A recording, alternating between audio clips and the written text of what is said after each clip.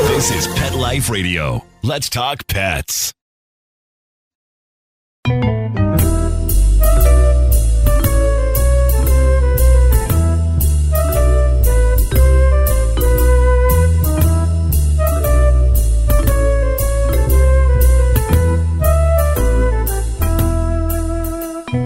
Hello, cat lovers. This is Michelle Fern, your host on Cattitude. You know, when you think about your cat's gut health, what comes to mind? You know, there's prebiotics, there's probiotics, there's wet food, dry food, transparency. There's just so many choices. It's confusing. Well, my guest today has some great information for us, so stay tuned. We'll be right back. Hey everyone, Michelle Fern here, your host on Best Bets for Pets and Cattitude. Ben & Jerry's has frozen treats for dogs. I know Nikki is going to love this. He loves a frozen treat. They have two different flavors. One is Punch's Mix, which is peanut butter and pretzel, and the other one is Rosie's Batch, which is pumpkin and mini cookies. You know, I kind of like both of those flavors too, but my absolute favorite is fish food. Anything Ben & Jerry's is always fabulous because the quality is so good and their mixes are so delicious. Be sure to check out more about these frozen dog desserts as well as pictures of all the caniners at the Ben & Jerry's Vermont office at benjerry.com. That's BENJERRY.com. Let's Talk Pets on PetLifeRadio.com.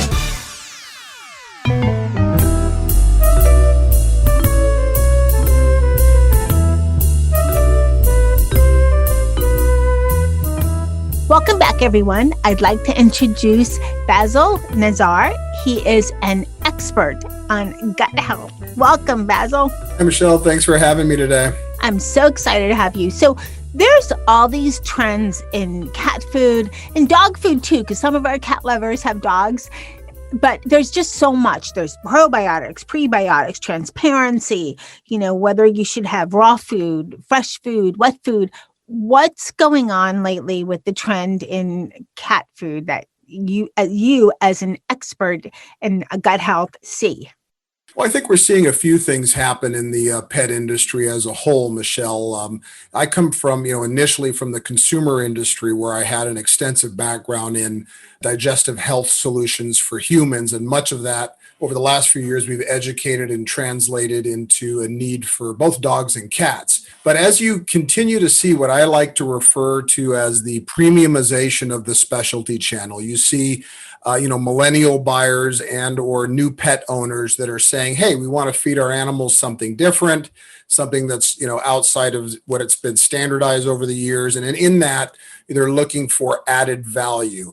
So not only is, where is the protein source select from, what kind of veggies and fruits are you using, but they want to understand, are you infusing your product with probiotics? Are you infusing it at sufficient levels that'll make a difference? And that's really what Boss Cat focuses on, high efficacy levels of infused probiotic content that will make a difference in the overall health and wellness of your animal. Okay, and we're going to talk a lot more about Boss Cat and Boss Dog near the end, but let's talk about what exactly are probiotics. I know they're good for gut health, but I don't know a lot more. And then there's prebiotics too. Correct. So probiotics are, live and active bacteria that help promote positive growth within the digestive system. Equally, it helps move processed food all the way through the colon rectal part of the body for the animal. So probiotics are an assistant in that. Prebiotics or oligosaccharides, inulin-based concepts help feed the probiotics. So a combination of the two, I believe, are required to really get the overall benefit that you're looking for when you use the two in conjunction.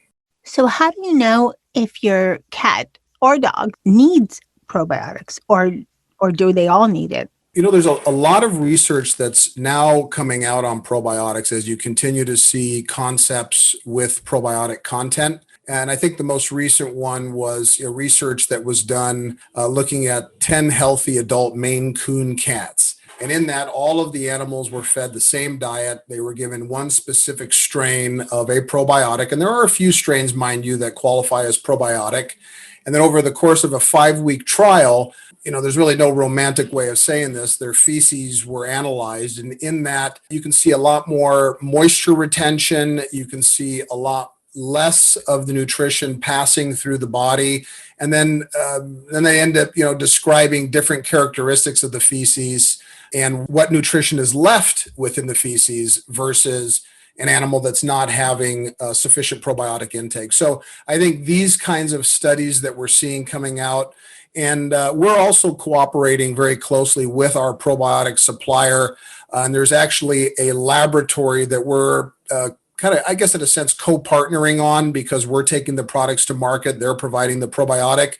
And over the next 12 to 24 months, we're actually going to be able to do a lot of controlled type studies to really see what types of probiotic strains, what levels of probiotic strains are necessary within cats, and then be able to start making those suggestions further in our product content. So again, we're really excited to see that, overall the industry and the science behind it seems to be exploring further. Well, if you look at the industry, the pet industry has changed drastically, just even within the last decade, even within the last 2 years with the pandemic. So I see major changes that are just, it's like a freight train just plowing forward. And there's a lot of change and a lot of new things out in, when we get into diet, gut health, treats, all of that. How does the pet parent, how do they know what kind of probiotic to get?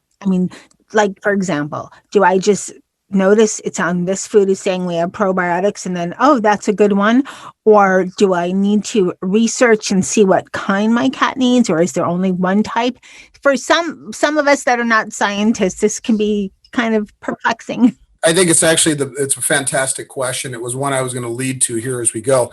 There's really no clear directive on what probiotics are good versus those that aren't with respect to pets. And there's a very similar argument for humans. I can tell you that what's really critical is that you're getting the survivability of the probiotic at the end of the shelf life or during the life of the product so that you can make the sufficient claims. And there's really only one way to do that. A, it's process application, how you introduce the probiotic to the food, and then B, how much of it you add. And I can tell you, being, I've been in the pet industry now for 3 years. I've seen, I would say, a handful of concepts that are making probiotic claims that we've actually gone out and measured probiotic content in. And it's one thing to add what we call in the industry a sachet of probiotics to your product, or to actually front load your product with the level that's going to have survivability and offer efficacy in the animal. And that's what we do. And it doesn't come at a cheap cost. Probiotics are extremely expensive, especially the ones that have the capacity for survivability. And that's really what I believe segregates what I'm doing versus some of the other concepts that you'll see that make probiotic claims. Okay. And just to clarify, when you say survivability with probiotics, you want the bacteria to be living so that it does its job in the gut of the animal, correct? Correct. And I think there's this misconception that any level of probiotics is enough. And so, for example, we have a Greek-style frozen yogurt treat that's good for dogs or cats. And at the time that I produced that, it's close to 9 billion probiotics per 3.5 ounce cup. The claim on the package is only 3 billion because our pets will consume that between day one or end of shelf life. So that's another thing that's critical when you're taking probiotic content into account, that it can't be what's produced on day one. It has to be what the survivable level is at the end of that shelf life. In some cases, Michelle, some pet foods last a year or 2 year shelf life. So you've got to really be able to put sufficient levels in there to live through that time period.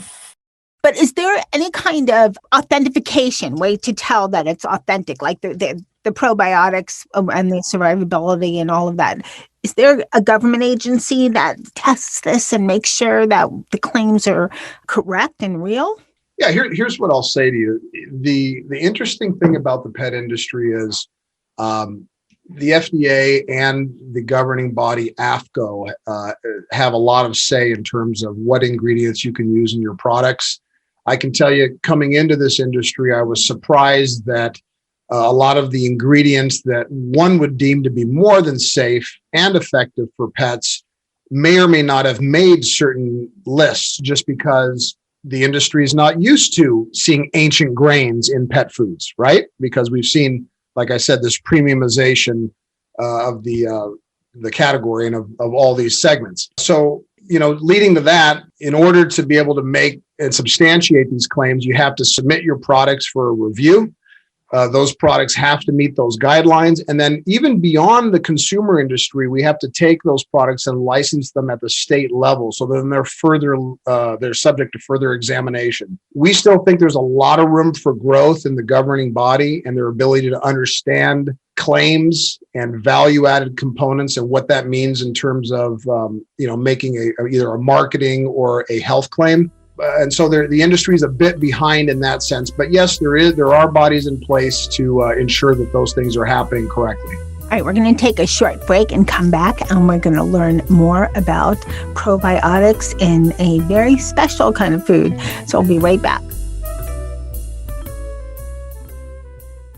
Hey everyone, Michelle Fern here. I love my cats, love spending time with them, but I need a little me time and I need a little break during the day that refreshes my mind. So you know what I do? I play June's Journey. Who doesn't love a good mystery? Well, in this hidden object murder mystery game, June's Journey, you awaken your inner sleuth and step right into this thrilling adventure series set in the heart of the Roaring 20s. You play as June Parker, who is an amateur detective investigating the mysterious death of her sister. This is a free-to-download mobile game that really puts your powers of observation to the test, not to mention your memory and logic skills. And it just leaves me refreshed and ready to tackle my next big challenge. So, join the 30 million fans across the globe and awaken your inner detective with June's Journey. It's a super fun game, and my cats don't even mind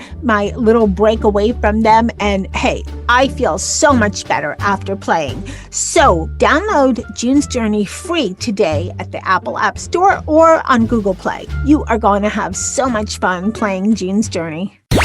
Let's talk pets. Let's talk pets On Pet Life Radio. Pet Life Radio. PetLifeRadio.com.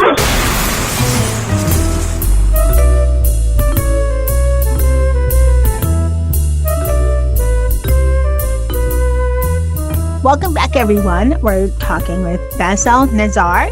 He is an expert in gut health, an expert in my eyes and many, many others, I'm sure. So you've also created Boss Cat and Boss Dog. What is Boss Cat and Boss Dog? And you have Boss Nation. Yes, absolutely. So Boss Nation is actually the company. We have two brand pillars, Boss Dog and Boss Cat. We launched our first concept in January of 2019. So a lot of people think we've been around for 7 or 8 years because we've got so many highly innovative concepts in the pet segment. But really what started it all, Michelle, was I have a 20 plus year background in Greek style yogurt. And so for a number of years, I was challenged with how do you enhance your yogurt concepts by introducing a variety of different probiotic strains. So for 20 years, I had the luxury of working with some of the best complex scientists and how we get that done, whether it was plant-based solutions, soups, a whole variety of things. So that's really where the education came from. And then, we challenged my regulatory team about 3 years ago to say, how do we translate that into pets? And so that essentially is what started the Boss Nation of Boss Dog and Boss Cat. And I wanted my first market entry to be an extremely loud entry. So we started with Greek style frozen yogurt treats for pets. And so it's good for dogs or cats. It's 100% lactose free, 3 billion probiotics per cup. And that, of course, then gave birth to a whole variety of things. Raw goat milk, where we've added taurine, which, as you know, is a critical requirement for cats at a 0.2% level. We've added DHA, and then we've got great source supply stories on everything from our complete meal systems for cat entrees, all the way up to frozen meal systems for both dogs and cats. So a whole wide variety of items for Boss Dog or Boss Cat to be a lifestyle brand solution for you. Okay, so I know you started with Boss Dog and then came Boss Cat. Mm-hmm. And the things about cats is they are the boss always in their mind. So, and in many cat parents' minds, how was it to create these boss cat treats and so forth for cats? Because cats, what I'm alluding to is that cats are so finicky. Most of them, not mine are not, but they're really finicky. Well, I'll tell you, that's something that, I kind of learned head first when I got in the industry. We did start innovating initially for dogs and then concepts for both dogs and cats right out the gate. But only in the last 3 months have I come out with a specific line under the Boss Cat pillar. And so you're right. Innovating for cats is a challenge, especially when you're dealing with complete meal systems. I could say with a very clear mind that all of our products are very well received by cats. Our entry that's literally hitting the streets in the next week, it's Boss Cat frozen raw entree and turkey and chicken recipe. That took 9 months to develop. And I'll be honest with you, we had the formula spot on. The guidelines in terms of the nutritionals were perfect, but we really wanted to get the palatant right, and that is to get every cat to want to love it. And we finally figured it out. But you're right, it's a much more challenging portfolio of products when we innovate for cats than when we do dogs. I've heard that it's because cats, I think, have stronger senses as far as especially nose than dogs, but maybe they're just picky. I think there's truth to both of them. Probably. So how were your cats? Did they like what you created, right, Boss Cat, right from the get-go? Or were they a little bit, this is good, but we know you could do better, kind of, if you could read their thoughts? We've got a little zoo menagerie here at the house. We've got 4 dogs, 2 cats, and then we're trying to adopt a Maine Coon from back east, working with Mary Tan. They're great. They're great Maine Coons. Mine is a mix, Dennis, but they're great cats. We figured they'd be good because we've got a 165-pound Rhodesian Ridgeback who's like the peacemaker here, but we want another cat that can kind of, hang out with him. He's very, the other 2 cats are almost like dogs, quite frankly. They go with us on pack walks. So it's one big happy family here. We do test on the animals all the time. I can tell you that, I won't put a product to market if my dogs or cats don't like it. And, whether it's the frozen meal line or the freeze-dried line, they all love it. So the whole family's fed on Boss Dog and Boss Cat, and we intend to continue to do that. Well, that's good to know. So, you know what I just was thinking? I don't know if I asked you, if you answered this, and if I asked this. We're talking, with the probiotics and everything. What is the result? And how long before your cat or dog is consuming, Boss Cat or Boss Dog, should you see results? I'll tell you, when I converted most of my animals to raw feed about a year and a half ago is when we started, because it was a slow transition. I took about 6 weeks to just ratio both what they were eating previously, 2 to 1 for about a few weeks. And then we finally went to 100% conversion. I would say by the time we'd converted completely, after about 8 weeks, the biggest indicator for me, and there's really no easy way to put this, less than 60 or 70% of the waste in the yard that we had previously. The amount of shedding went down tremendously in the dogs that are consistently shedders. And so I would say, within 2 months, I started to notice just a dramatic difference in their output and their overall look. And that's not to say we were feeding them food that wasn't good prior. It's just it wasn't, 100% raw feed. And that's what we're doing by and large now. Okay, so how does somebody get started? We have lots of listeners. I'm grateful for that. And they're thinking, this sounds good. I should, think about switching my cat or my dog over to this product, to Boss Cat or Boss Dog.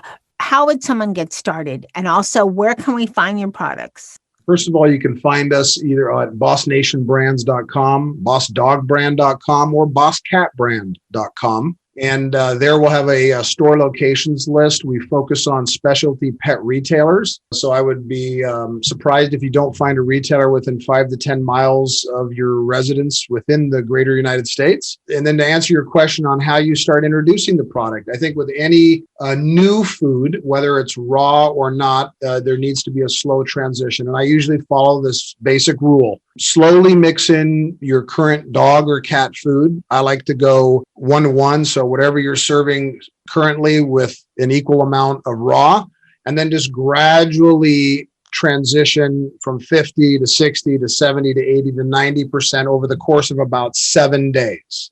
Sometimes that could be a little longer depending on if your animal has ever had anything other than, let's say, a standard kibble or a standard cat food. So, I've seen transitions take up to 14 weeks. And what I mean by knowing when it's time to completely transition or not, sometimes the animals might reject it within the first 2 or 3 days. That's very normal. So again, you want to make that ratio of their old food and their new food consistent until it just really becomes a very seamless process, but usually about 7 days. And I start with a 1-to-1, 50-50.